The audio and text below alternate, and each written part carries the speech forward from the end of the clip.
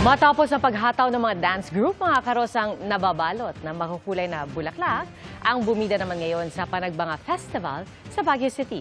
At mula sa City of Pines, nakatutok live si Jasmine Gabriel Galvan ng GMA Regional TV.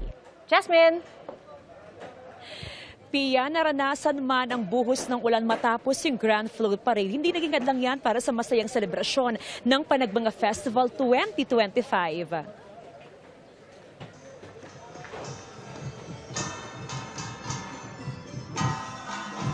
Ang makikisig na Team Lakay ang pambungat sa Panagbanga Festival 2025 Grand Floral Float Parade. Kasunod nito ang pagparada ng mga naggagandahang karosa. Litaw ang ganda ng bawat karosang balot ng makukulay na bulaklak. Karamihan sa mga small float, Year of the Snake inspired. Meron ding maliit na karosa kung saan makikitang nakadapos sa sunflower ang isang paru-paro.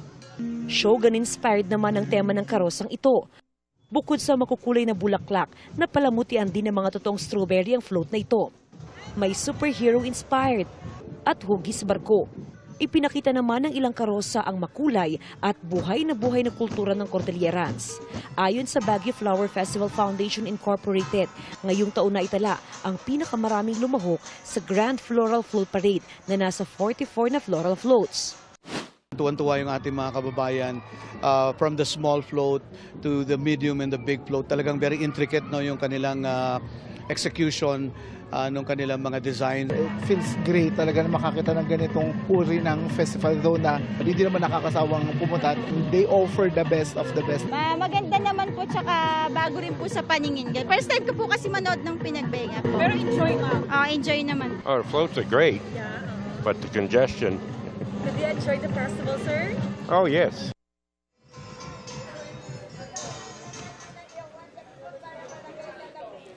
Pia, matapos ang Grand Float Parade, sinarana sa mga motorista ang Session Road para bigyang daan ang Session Road in Bloom. Samantala, sa mga oras na to ramdam na ang traffic build-up sa ilang bahagi sa lungsod ng Baguio. Pia? Maraming salamat, Jasmine Gabriel Galvan ng GMA Regional TV.